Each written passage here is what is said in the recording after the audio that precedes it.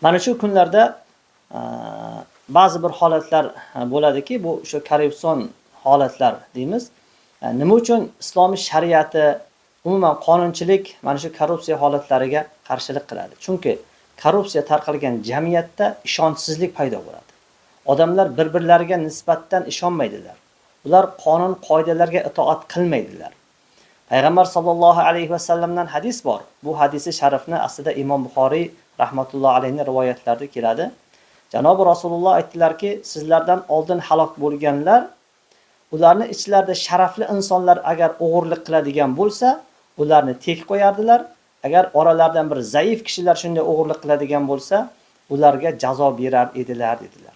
Demak, bizdan oldingi islom ummatidan oldingi qavmlarning halok bo'lishiga sabab mana shu adolat buzilgan ekanligidir. Alloh subhanahu va taolo o'zining kalomida ko'plab joylarda adolat qilishlikka chaqiradi. Bu adolat qanday adolat desa, bu mutlaq islomiy bo'lgan adolatdir. Bu islomiy adolat deganda hech qanday bir mahallachilik yoki tanish bilishlik yoki qarindosh urug'chilik, boshqa narsalar, hattoki dindorlik masalalari ham o'rtaga qo'yilmaydi. Islomiy adolat mutlaq adolat bo'lishi kerak. Hozirgi kunda o'sha qonunchiligimizda aytilganidek, o'sha jinoyatga jazo muqarrar bo'lishi kerak. Aslida mana shu jinoyatlarga nisbatan jazoni qo'llanishligi aslida adolat. Chunki mana shu jinoyatga jazo berilishligi aniqligini bilgan odam mana shu jinoyatni qilmaydi.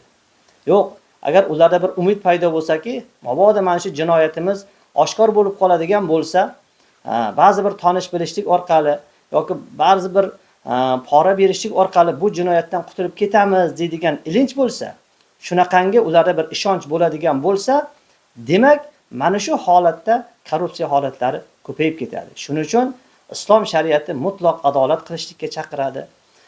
Mana shunaqangi tanish bilishchilik, mahalliychilik, umuman korrupsion holatlarga mutlaqo islom shariati qarshi bo'ladi.